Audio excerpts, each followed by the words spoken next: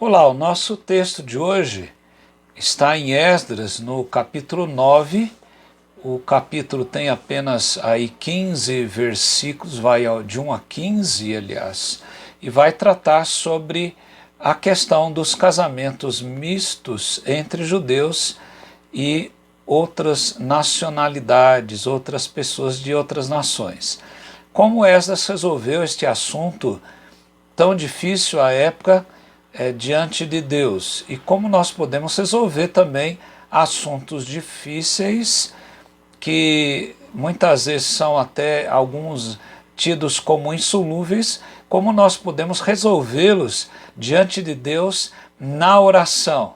Então, deixa aí a sua Bíblia aberta nesse capítulo 9 de Esdras e acompanhe a exposição da palavra do Senhor. Nós vamos ler os textos dos versos 5 a 6 e de 13 a 15. Diz então a palavra de Deus: na hora do sacrifício da tarde, levantei-me na minha humilhação com as vestes e o manto já rasgados, e me pus de joelhos, estendi as mãos para o Senhor, meu Deus, e disse: meu Deus, estou confuso e envergonhado para levantar a ti a face, meu Deus, porque as nossas iniquidades se multiplicaram sobre a nossa cabeça e a nossa culpa cresceu até aos céus. Os versos 13 em diante nos dizem: depois de tudo que nos tem concedido por causa das nossas más obras e da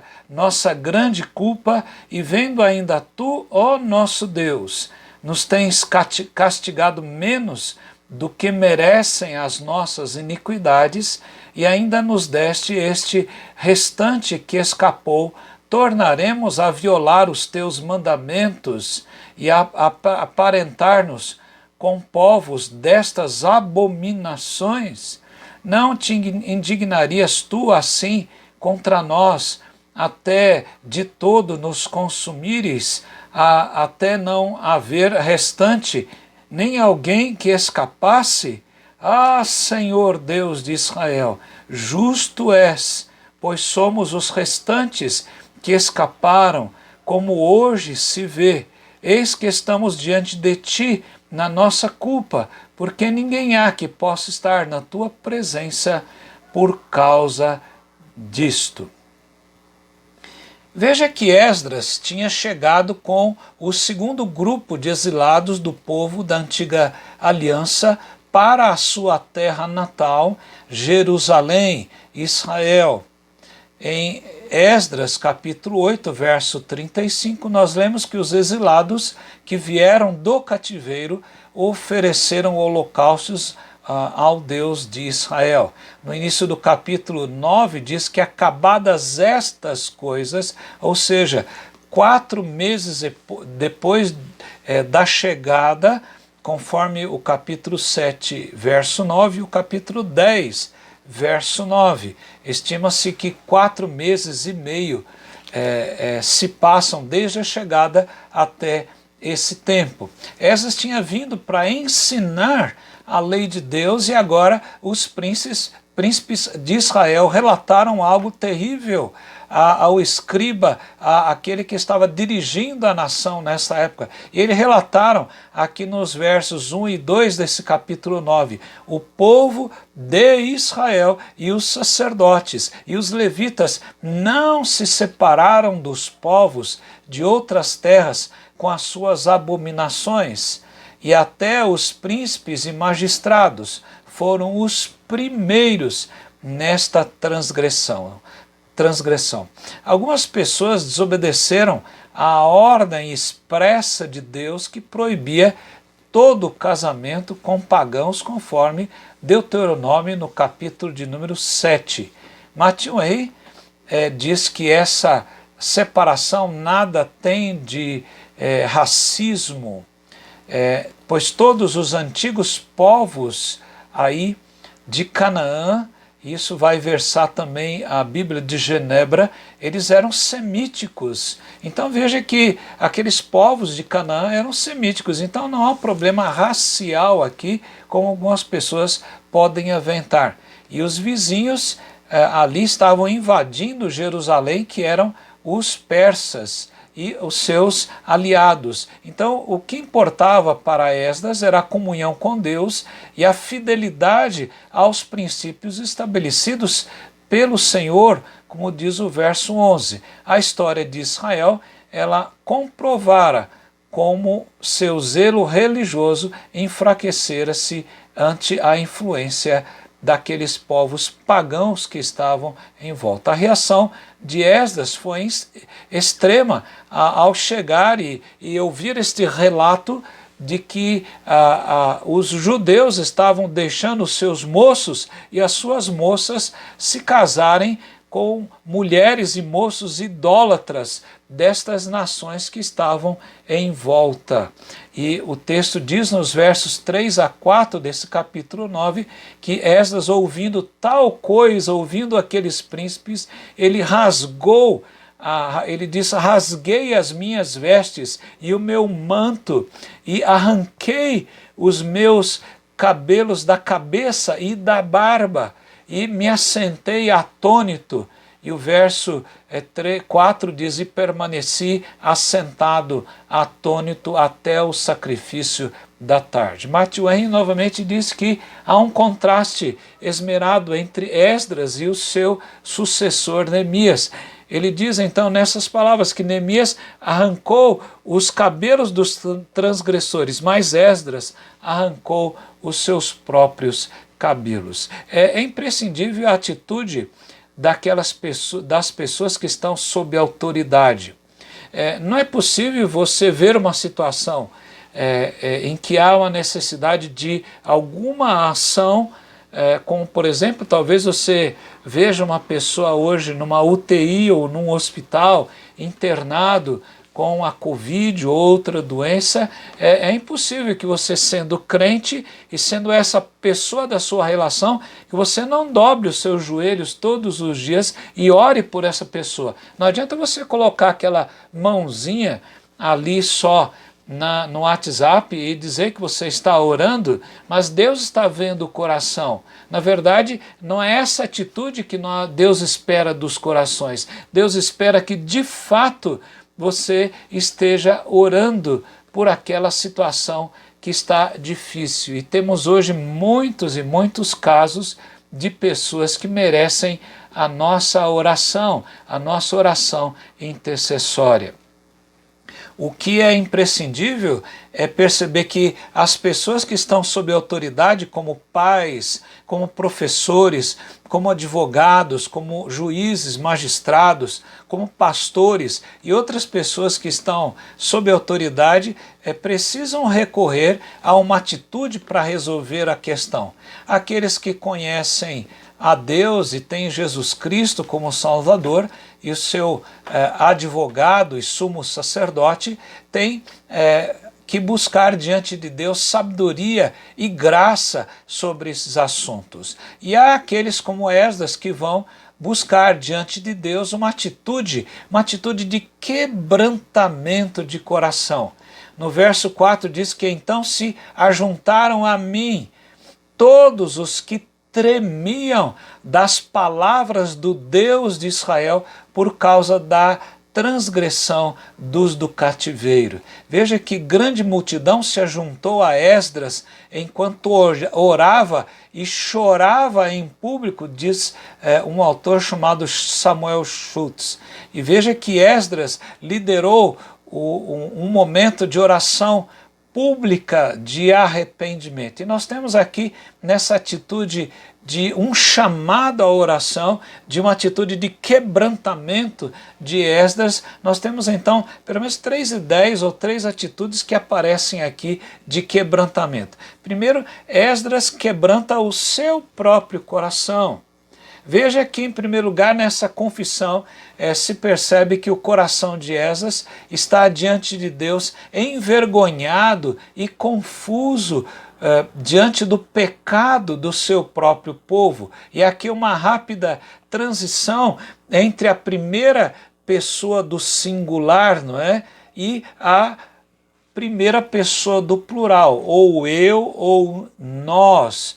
nossos. Isso revela a identificação, a empatia daquele reformador com o povo, não fazendo separação entre ele, eu sou melhor, eu sou mais espiritual e o povo é pecador. Todos nós somos pecadores, irmãos, numa maior gravidade e uma menor gravidade. Não somos ainda totalmente santos, como Deus deseja de nós, mas caminhamos para uma vida de santificação. Mas veja, primeiramente, o ato de ajoelhar-se revela a sua humildade diante de Deus, né?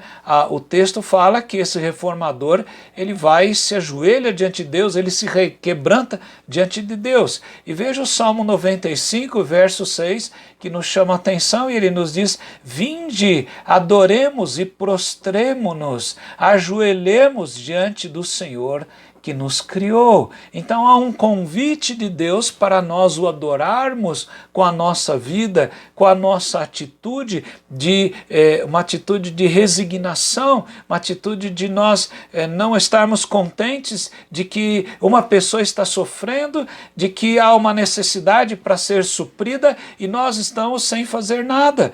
Nós precisamos, no mínimo, orar pela vida dessas pessoas. E veja que a atitude não só de Esdras se ajoelhar e revelando a sua humildade, mas também agora de estender as mãos como um ato que acompanha as suas petições, como que aquelas suas orações estivessem então sendo levadas diante do altar de Deus. Isso nos lembra o Salmo 28, no verso 2, quando o salmista diz: ouve-me as vozes súplicas quando a ti clamar por socorro, quando erguer as mãos para o teu santuário. Veja que essa é uma atitude. Esdras, então, ele revela o seu próprio coração no seu quebrantamento. A segunda atitude é a própria situação. Eles não podiam esquecer daquilo que estava acontecendo, que tinham chegado, então, a perder, que era exatamente algo muito precioso, que era a sua liberdade. O povo não podia esquecer a situação que ele havia chegado, a situação de perder a sua própria liberdade. Veja que no verso 7 aparece a palavra cativeiro. Nos versos 8 a 9 existe a palavra servidão. No verso 9 a palavra servos. Nós somos escravos, nós somos servos de outras nações. Veja que nos versos 8, 13 e 14 a palavra restante ou alguns que escapem. Então veja que são palavras que revelam que houve uma perda de liberdade. Então era essa situação. O povo que havia perdido a liberdade está quase para perdê-la de novo, ainda mais intensamente. E veja que estavam, o verso 7 diz que estavam nas mãos de reis de outras terras e sujeitos à espada, ao cativeiro, ao roubo e à ignomínia, à vergonha. O povo estava levando a vida sem perceber diante de Deus a situação que tinham chegado. Então veja que Esdras faz o povo então olhar para a própria situação. A atitude dele é extrema, de arrancar a barba, arrancar os cabelos com as próprias mãos, mas ele o faz como que para chamar a atenção, para que o povo estivesse então olhando para a sua própria situação de perda da liberdade. Em terceiro lugar, há a crença também, não somente a questão do coração ou da situação, mas agora a crença. Três fatores da crença de Esdras estão aqui: a graça de Deus, a misericórdia de Deus e a justiça de Deus. Nós olhamos primeiramente a graça de Deus. O verso de número 8 diz: a graça da parte do Senhor nosso Deus para nos deixar que alguns escapem. Então o fato de Deus ter tirado alguns lá da sede então do governo persa e trazê-los, permitir que voltassem e trazê-los então dessa forma a Jerusalém para estarem voltando para a sua terra, é o deixar de Deus, é a graça de Deus fazendo com que essas pessoas escapassem. E o tratamento de Deus para com o seu povo é um tratamento gracioso.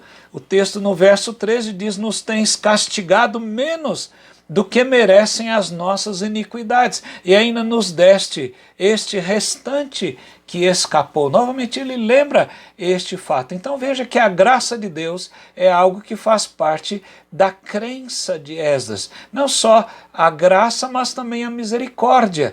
Veja que ele lembra a misericórdia de Deus, ou Deus voltando o seu coração para a nossa miséria.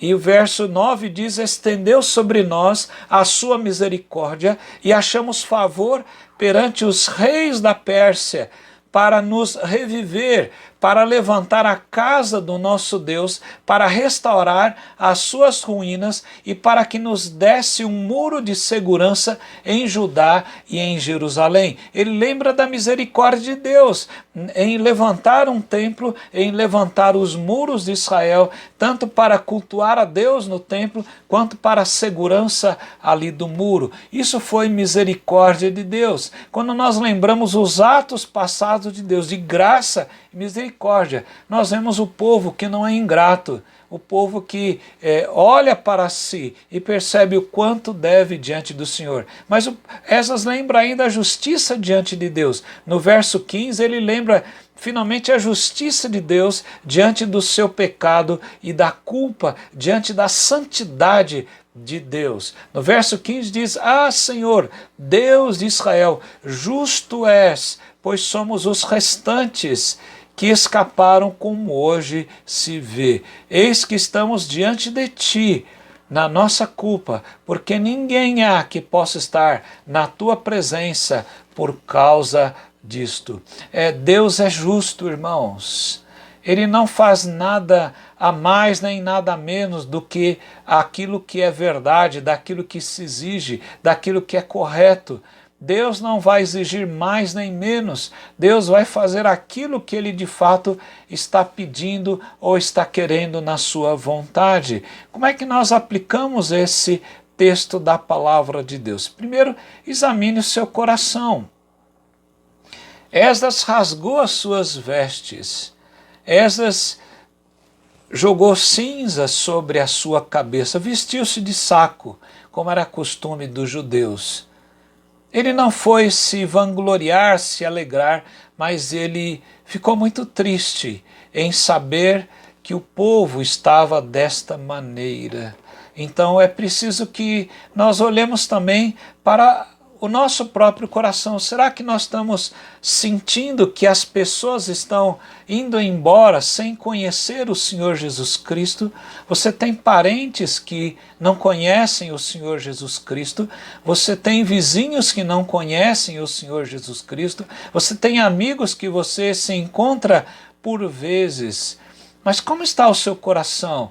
Você tem falado a eles das grandezas de Deus? Eles têm visto essas grandezas a partir do seu próprio coração? Então examine você mesmo.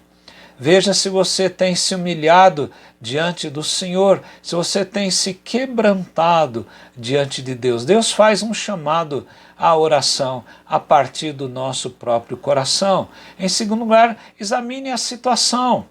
Avalie essa situação que você está vivenciando. Que situação é essa? O que pode ser feito? Quais os canais que Deus deixou a leitura da sua palavra? Será que precisamos de instrução?